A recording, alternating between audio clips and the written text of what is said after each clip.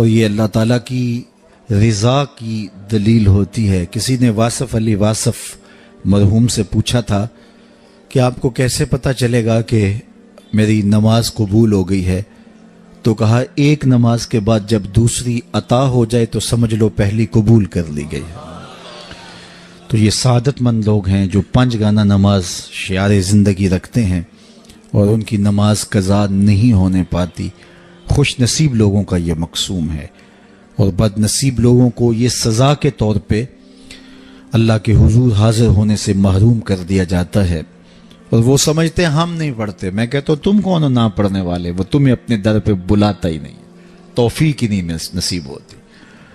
وہ پرانے زمانے میں جب بڑی گہما گہمی ہوا کرتی تھی لاہور ریلوے اسٹیشن پر، تو لوگ جب آیا کرتے تھے تو کلی بھر کے ان کا سامان تھام لیتے اور جہاں ان کو جانا ہوتا وہاں پہنچا دیتے۔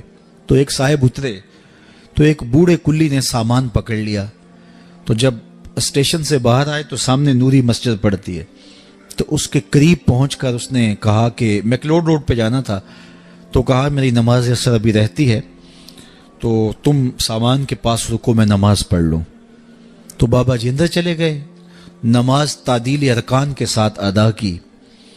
اب یہ بابو بہت پریشان تھا کہ کافی وقت لگ رہا ہے اور میں نے اپنے ہوٹل میں پہنچنا ہے، تو وہ بار بار اندر جھانکتا ہے، تو بابا جی ابھی رکوع میں ہیں، بابا جی ابھی قیام میں ہیں، کبھی سجدے میں ہیں۔ خیر اس نے وقت گزارا، خیر بابا جی نے سلام پھیرا۔ ان کی عادت تھی کہ اس کے بعد تسبیحات فاطمہ بھی پڑھا کرتے تھے، تو وہ پڑھنے لگ گئے۔ تو اس کا پیمانہ صبر لبریز ہو گیا، تو یہ آگے بڑھا اور جہاں جوتے اتارے جاتے ہیں وہاں کھڑا ہو کے مسجد کے اندر جھانک کر کے کہتا ہے بابا آ بھی جا، تینوں کیڑی شے باہر نہیں آن دیندی؟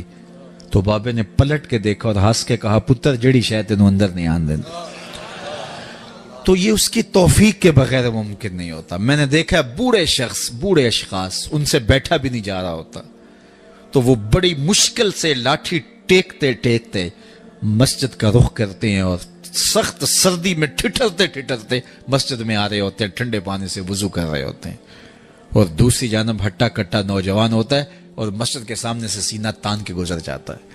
اندر سے اللہ کی پکار کی آواز آ رہی ہوتی ہے، اس کے نمائندے کی پکار کی آواز آ رہی ہوتی ہے۔ تو یہ توفیق ہوتی ہے، اللہ سے توفیق مانگو، وہ کبھی سجدے سے محروم نہ کرے، وہ اپنے حضور جھکنے سے محروم نہ کرے۔ قیامت کے دن اللہ تعالیٰ لوگوں کو کہے گا کہ میرے حضور سجدہ ریز ہو جاؤ۔ آج اگر کوئی نماز پڑھتا ہے یا نہیں پڑھتا، قیامت کے دن تو چاہے گا کہ میں اس کی حضور سجدہ ریز ہو جاؤں۔ جب سورج سوا نیزے پہ ہوگا پھر تو کوئی انکار نہیں ہوگا۔ بے نمازی سجدہ کرنا چاہیں گے بھی کمر اکڑ جائے گی، نہیں کر پائیں گے۔